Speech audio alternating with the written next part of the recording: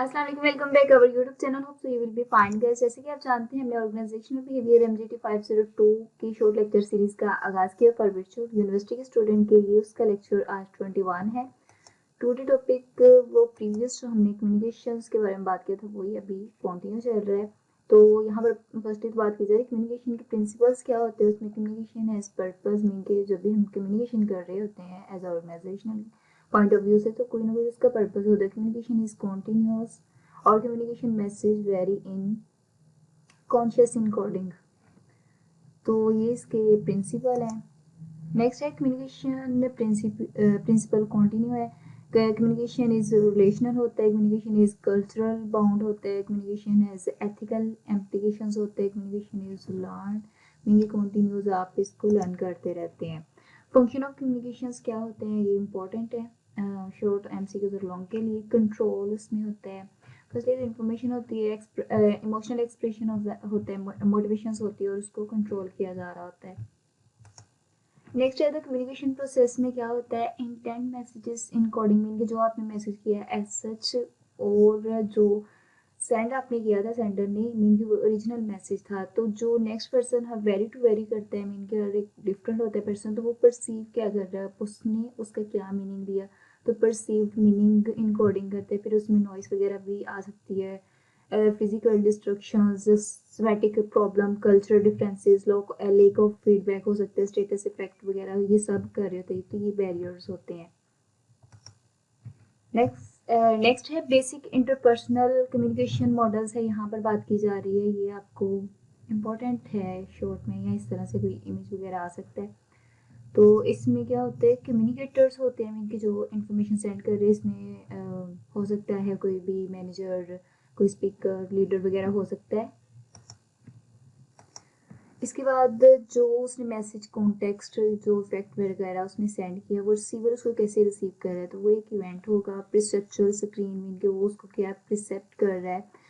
Reception में influence message quality हो सकती है, उसकी एक्यूरेसी, क्लैरिटी, इंक्लूड में एज उसमें हो सकती है, gender, values, beliefs, culture, experience और नीड्स वगैरह इसमें आ सकती है।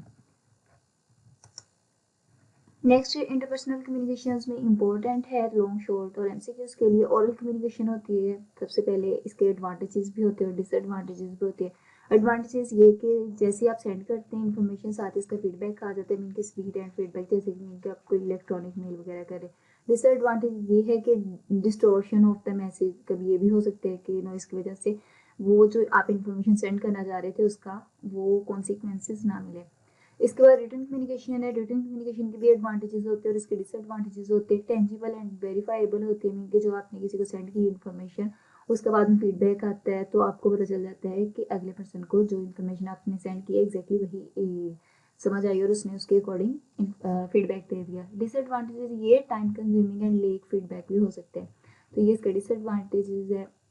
नॉन वर्बल कम्युनिकेशन इसके एडवांटेजेस भी है, डिसएडवांटेजेस है। Non verbal support other communication and provide observable expression of emotions and feeling mean कि जब आप किसी को लेक्चर दे रहे होते हैं या ऑर्गेनाइजेशनल पॉइंट ऑफ व्यू से देखा जाए, तो वहाँ पर जब मीटिंग हो रही होती है सब अपने फेशियल एक्सप्रेशन से या हेड या आई कॉन्टेंट के थ्रू रिस्पॉन्स दे रही होती है, तो पता चल जाता है कि उन्हें अंडरस्टैंडिंग होगी। लेकिन डिसएडवांटेज ये है कि मिस perception हो सकती है, misperception of body language और gestures can influence receiver interruptions of the message में भी उन्हें ना ठीक से समझ आई हो, तो इसलिए ये भी एक इसका भी डिसएडवांटेजेस हो सकता है। इसके बाद है the contribution of communication activities to role managers effectiveness. कहते हैं कि कम्युनिकेशंस में जो एक मैनेजर है उसकी क्या इफेक्टिवनेस होनी चाहिए।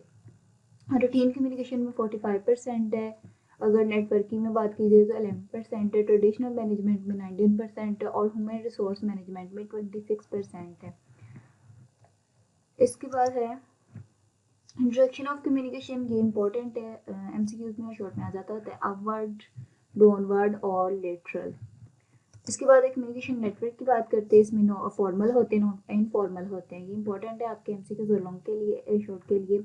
वर्टिकल हो सकती है फॉर्मल में जो आपकी नेटवर्किंग होती है, फ्लो अथॉरिटी कर रही होती है, टास्क रिलेटेड हो सकती है। इनफॉर्मल में मल्टी डायरेक्शनल हो सकती है, स्किप अथॉरिटी मीन की उसमें अथॉरिटी की जरूरत नहीं होती, सोशल रिलेटेड हो सकती है। नेक्स्ट है कॉमन स्मॉल ग्रुप नेटवर्क भी होते हैं जिसमें चेन ग्रुप होता है, ये भी इंपॉर्टेंट है, एमसीक्यूज और शॉर्ट में आ जाते हैं कि कौन से स्मॉल ग्रुप नेटवर्क हो सकते हैं, चेन, व्हील और आपने ऑल चैनल्स राइट ऑन कर देना है। इसके बाद स्मॉल ग्रुप नेटवर्क इफेक्टिवनेस कौन सी होती है, क्राइटेरियाज का क्या है, चेन में क्या होता है, व्हील में, ऑल चैनल में क्या होता है, स्पीड उसकी क्राइटेरिया में स्पीड उसकी देखी जाए तो चेन में मॉडरेट होती है, व्हील में फास्ट होती है और ऑल चैनल में भी फास्ट होती है। एक्यूरेसी चेन में हाई होती है, व्हील में भी हाई होती है, लेकिन ऑल चैनल में मॉडरेट होती है। एमरजेंसी ऑफ लीडर्स चेन में मॉडरेट होता है, व्हील में हाई होता है और ऑल चैनल में नन होता है। मेंबर सेटिस्फेक्शन मॉडरेट होती है चेन में और व्हील में लो और ऑल चैनल में हाई होती है। इसके बाद है द ग्राफीन, तो इसमें ग्राफीन भी आपको एमसीक्यूज में और शॉर्ट में आ सकते हैं। इसमें कंट्रोल, रिलायबिलिटी और सेल्फ इंटरेस्ट शामिल होता है। आगे नेक्स्ट ये इम्पोर्टेंट है, बैरियर्स टू कम्युनिकेशंस, इसमें कौन कौन से बैरियर्स आ सकते हैं, परसेप्चुअल एंड एट्रीब्यूटेशनल बाइसेस, इसके बाद इंटरपर्सनल रिलेशनशिप हो सकते हैं, टॉप मैनेजमेंट रोल हो सकते हैं, जेंडर डिफरेंसेस इन कम्युनिकेशन हो सकते हैं, फिजिकल डिस्टेंसेस और ऑर्गेनाइजेशनल स्ट्रक्चर, तो ये सब कम्युनिकेशन में बैरियर्स होते हैं। तो ये आपको लॉन्ग में भी इस तरह से सिनेरियो बन के आ सकते हैं, तो फिर आप ये पॉइंट लिख देंगे तो आपका आंसर करेक्ट होगा। What will you your audience remember, mean कि आपके अब ऑडियंस क्या रिमेंबर करती है। फर्स्टली तो जब स्टार्टिंग होती है तो उनके पास इंफॉर्मेशन मीन कि वो स्टोर होती है, आहिस्ता आहिस्ता वो लो होना हो जाती है। हो मच इज रिमेंबर मीन के वक्त गुजरने के साथ साथ वो जो इन्फॉर्मेशन उनके माइंड में स्टोर होती है वो लेस हो जाती है। हाउ मच टाइम पासिस, जैसे जैसे टाइम गुजरता जाएगा इन्फॉर्मेशन लो हो जाएगी। तो ये एक ग्राफ के थ्रू बताया हुआ, इस तरह से आपको भी कोई ग्राफ आ सकता है या पूछा जा सकता है सिनेरियो में। इसके बाद इलेक्ट्रॉनिक कम्युनिकेशन क्या होती है, ये इंपॉर्टेंट है। वर्क में स्पेस आ जाती है, इसमें work life and personal life आ जाती है, ऑर्गेनाइजेशनल बाउंड्रीज आ जाती है, टाइम कॉन्स्ट्रेंट्स। इलेक्ट्रॉनिक मेल में जैसे आपने ईमेल की किसी अदर मेंबर को अपने ऑर्गेनाइजेशन के या किसी और ऑर्गेनाइजेशन से उनके साथ मीटिंग करने के लिए, कोई प्रोजेक्ट शेयरिंग करने के लिए, तो उसमें टाइम कॉन्स्टेंट्स आ जाते हैं, जियोग्राफिकली कॉन्स्टेंट्स होते हैं, इंटरपर्सनल कॉन्टैक्ट होता है।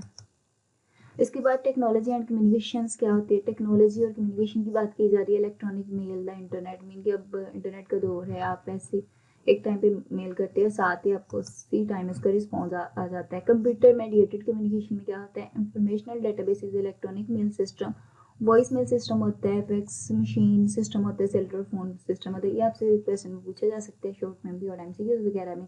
तो ये कंप्यूटर मेडिएटेड कम्युनिकेशन में आप कोई भी इंफॉर्मेशन डेटाबेस में है, इलेक्ट्रॉनिक मेल सिस्टम हो सकता है, उसमें वॉइस मेल आप कर सकते हैं, फैक्स मशीन वगैरह और सेलुलर फोन को यूज़ कर सकते हैं।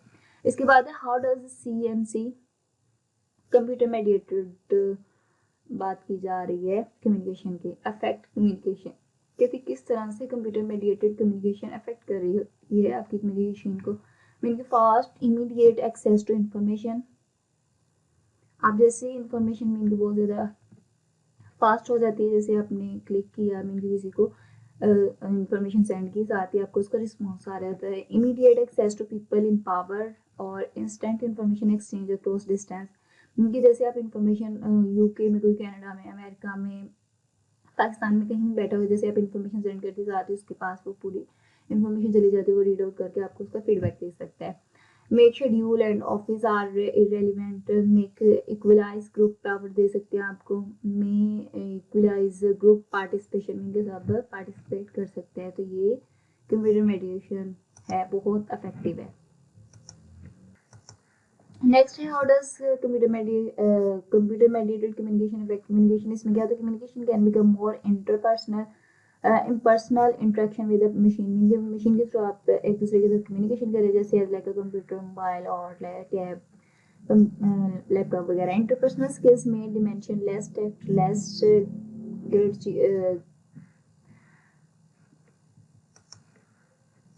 ग्रेशियसनेस और नॉन वर्बल क्यूज लेकिन, मीन कि आपको फेशियल इंप्रेशन और क्या उसे कहते हैं, आईज और हेड वगैरह को यूज़ नहीं, गेस्टर्स वगैरह को यूज़ नहीं कर रहे होते। लेटर सोशल कॉन्टेक्स्ट और आईज easy to become overwhelmed with information. इसके बाद है hierarchy of channel richness, mean किस तरह से हायरार्की और चैनल रिचनेस होती है। चैनल रिचनेस में सबसे पहले लर्नेस्ट है, उसके बाद रूटीन क्लियर है जिसमें नॉन रूटीन एम्बिग्यूअस आती है, फेस टू फेस टास्क हो सकती है, telephonic, computer, memos, letter, flyers, bulletins, journal reports वगैरह ये सब इसमें शामिल है। इसके बाद है जनरल कम्युनिकेशन डिफरेंसेस जिसमें मैन और वुमेन आ जाते हैं। Give advice quickly and directly, man जो होते हैं डिवाइस की आपको डिफरेंस बिटवीन आ सकता है क्वेश्चन में। मीन के वो जो इन्फॉर्मेशन दे रहे होते हैं डायरेक्टली दे रहे होते हैं, give advice indirectly and reluctantly, mean के इनडायरेक्ट वे में जो वुमेन होती है एडवाइस दे रही होती हैं। अवॉइड आस्किंग फॉर इन्फॉर्मेशन, अब आस्किंग जो आप इन्फॉर्मेशन के बारे में पूछ रहे हो अवॉइड करते हैं। फ्रीक्वेंटली आस्क फॉर इन्फॉर्मेशन इसमें less sensitive word to non verbal cues और more sensitive to non verbal cues, mean ये लेस सेंसिटिव होते हैं और ये ज़्यादा सेंसिटिव होते हैं। इसके बाद है गाइडलाइन फॉर इफेक्टिव स्पीकिंग, ये आपको आ सकते हैं लॉन्ग क्वेश्चन में भी। Determine the purpose of your communication, इसमें होता है कि आपने अपनी जो इन्फॉर्मेशन का पर्पस होना चाहिए आपको पता होना चाहिए। Consider issue of time and space, आपको इशू का और अपने टाइम में उस इशू को रिजॉल्व करना होता है। अडेप्ट टू योर लिसनर्स, आप अपने लिसनर्स को मीन कि वो आई कॉन्टेक्ट होना चाहिए या फिर वो तो से आपकी बात को सुन रहे हो। यूज़ अप्रोप्रिएट वोकेबलरी, आप ऐसे और सिंपल इजी वर्डिंग का यूज़ करें ताकि सबको इजी टू अंडरस्टैंड हो। प्रैक्टिस वॉइस कंट्रोल, आप प्रैक्टिस करें ज़्यादा से ज़्यादा ताकि आपकी वॉइस को कंट्रोल आपके कंट्रोल में हो। Use appropriate gesture, official impression वगैरह, आई कॉन्टेंट और हेड और हैंड्स का यूज़ करते हैं आप गेस्चर में, उसको अप्रोप्रिएट होना चाहिए, मीन के जैसे आप समझाने की कोशिश कर रहे हो वो ही उसका अंदाज होना चाहिए। ऑर्गेनाइज योर प्रेजेंटेशन, और अपनी प्रेजेंटेशन को ऑर्गेनाइज करें। इसके बाद गाइडलाइन फॉर इफेक्टिव लिसनिंग क्या होती है। कंट्रोल्ड फिजिकल इन्वायरमेंट, अपने फिजिकल इन्वायरमेंट को कंट्रोल करें। बी अलर्ट, बाखबर होकर बैठें। बी मेंटली प्रिपेयर्ड, अपने खुद को प्रिपेयर करके हैं। बी इमोशनल, इस तरह से आपको लॉन्ग क्वेश्चन में आ सकता है। B emotionally prepared, be attentive और रीड नॉन वर्बल क्यूज, आपको बताना चाहिए नॉन वर्बल क्यूज का क्या मीनिंग है। Distinguish among facts, inference and value judgement, यहाँ पे फैक्ट्स का, इन्फ्रेंसेस का और जो वैल्यू जजमेंट होती है उसका आपको डिफरेंस का पता होना चाहिए। Offer and suicide feedback, offer करें अच्छे फीडबैक देने की। इसके बाद इम्प्रूविंग कम्युनिकेशन इन ऑर्गेनाइजेशन, कहते हैं कि हम ऑर्गेनाइजेशन में जो है कम्युनिकेशन को कैसे इम्प्रूव कर सकते हैं। इस तरह से आपको होता है इम्पोर्टेंट आ सकता है। फर्स्टली तो क्या है इसमें फॉलो अप करना चाहिए। यूटिलाइज फीडबैक, रिपीटेशन होनी चाहिए, मीन कि जो आप इन्फॉर्मेशन सेंड करें अगर किसी को नहीं समझ आ रही है आप बार बार उसको सेंड करें ताकि वो जो भी आपका लिसनर है या रीडर है उसको समझ आनी चाहिए, टीम मेंबर वगैरह। रेगुलेटिंग इंफॉर्मेशन फ्लो, मीन के डेली बेस पे अप टू डेट आपको इन्फॉर्मेशन देनी चाहिए। एम्पैथी होनी चाहिए इसमें। नेक्स्ट है इफेक्टिव लिसनिंग होनी चाहिए उसमें। इफेक्टिव टाइमिंग, मीन के टाइम मैनेजमेंट होना चाहिए उसमें। यूजिंग द ग्राफिंग, जो हमने पीछे सिनेरियो पढ़ा था जिसमें कंट्रोल, रियलाबिलिटी वगैरह होने। सिंप्लीफाई लैंग्वेज, मीन कि आप इजी वर्डिंग को यूज़ कर रहे हो। इसके बाद communication and HRM, human resource management की बात करें। कम्युनिकेशन और ह्यूमन रिसोर्स मैनेजमेंट क्या होता है यहाँ पर। सबसे पहले how do you define find out about what happen at work, सबसे पहले आपको पता होना चाहिए कि वर्क में क्या हो सकता है। बुलेटिन बोर्ड होना चाहिए, न्यूज़लेटर होना चाहिए, गॉसिप वगैरह ये सब इसमें आ रहे होते हैं। इसके बाद है एम्प्लॉय फीडबैक पर्पस, एम्प्लॉय के फीडबैक का पर्पस भी आपको पता होना चाहिए। एम्प्लॉय की information central source, commitment, security, directions वगैरह ये सब आएंगे। एम्प्लॉयर में क्या आता है कमिटमेंट, वर्क फोर्स मीन के जो भी उनको वर्क फोर्स मीन के जो भी प्रोजेक्ट या कोई टास्क दी जाए उसके ऊपर वो फुलफिली कंप्लीट करें। रिक्रूट और educated, inform and guide employees, ये सब इसमें आ जाता है। इसके बाद help employees learn about the company at their own space, mean कि एम्प्लॉयज की हेल्प करनी चाहिए कि वो अपनी कंपनी के रूल्स वगैरह को अंडरस्टैंड कर सके। Provide references regarding policies, rules and benefits वगैरह उन्हें बताने चाहिए, रूल्स बताने चाहिए, पॉलिसीज बतानी चाहिए और उनको क्या बेनिफिट मिलेगा ये भी एम्प्लॉयज को पता होना चाहिए। Ensure HRM policies will be consistently applied, और पता होना चाहिए कि जो भी ह्यूमन रिसोर्स मैनेजमेंट की पॉलिसीज है वो ठीक से अप्लाई हो रही है। Create sense of security and commitment for employees, कहते हैं कि सेंस ऑफ सिक्योरिटी होनी चाहिए, जो भी एम्प्लॉय के साथ कमिटमेंट की जा रही होती है, provide information to recruit, mean के जो भी उन्हें कोई प्रॉब्लम आ रही है इसको रिजॉल्व किया जाए, may be interacted as employed contract और शुड बी अपडेटेड कॉन्टिन्यूली, और जो भी अपडेशन आए उन्हें कंटिन्यू किया जाए। इसके बाद है to achieve that an employ handbook should be, एक एम्प्लॉय की हैंडबुक होनी चाहिए जिसमें वेल ऑर्गेनाइज्ड, क्लियरली रिटन और लीगली लिमिटेड, ये आपको आ सकते हैं शॉर्ट क्वेश्चन में और एमसीक्यूज वगैरह में, ताकि जो भी वेल ऑर्गेनाइज्ड और क्लियरली रिटन में इजी वर्डिंग यूज की हो ताकि कोई भी एम्प्लॉय उसको इजीली अंडरस्टैंड कर सके। इसके बाद है एम्प्लॉय बुक कंटेंट है, एम्प्लॉय बुक कंटेंट किस तरह से होना चाहिए, इंट्रोडक्टरी कमेंट्स होने चाहिए, व्हाट यू शुड नो, आपको क्या पता होना चाहिए इस बारे में लिखा हो, योर बेनिफिट्स, उनको क्या फ़ायदा हो सकता है उस कंपनी को ज्वाइन करने से, your responsibility and safety procedure, ये सब राइट डाउन किया होना चाहिए।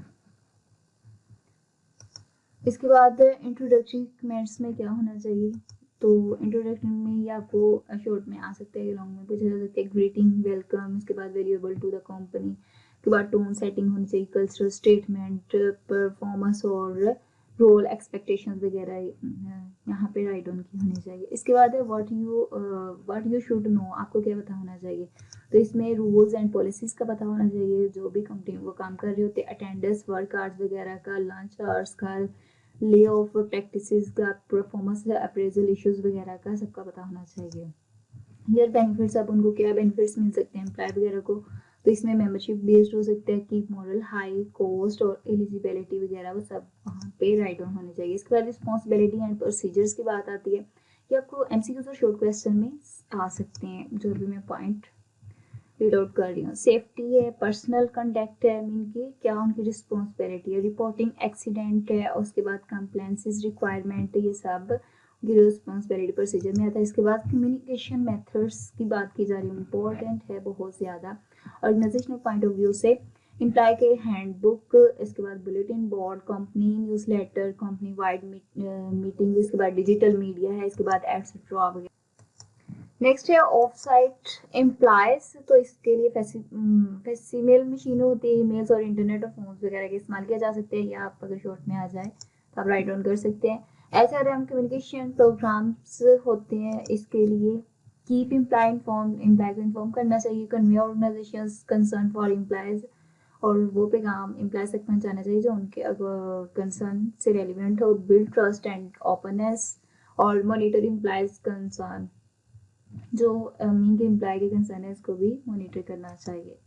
इसके बाद है purpose of HRM communication, HRM communication का क्या पर्पस हो सकता है, इसके लिए कीप एम्प्लॉय इन्फॉर्म्ड, इसके बाद tool to bring about positive change, influence culture, ये सब इसमें आते हैं। नेक्स्ट है external organisation communication, external organisation communication क्या हो सकती है, पब्लिक रिलेशंस हो सकते हैं, सर्वे हो सकते हैं, लॉबिंग और मार्केटिंग एंड एडवर्टाइजिंग, ये इंपॉर्टेंट है एमसीक्यू तो शॉर्ट के लिए। इसके बाद है एथिक्स इन कम्युनिकेशंस, कम्युनिकेशंस में एथिक्स वगैरह का इस्तेमाल, इसमें practices, honesty, refraining from doing harm, being fair and just. तो आज के लिए यहाँ तक था, होप सो ये वीडियो आपके लिए हेल्पफुल हो, तो don't forget to subscribe my channel. तो मिलते हैं फिर नेक्स्ट वीडियो में, तब तक के लिए अल्लाह हाफिज़।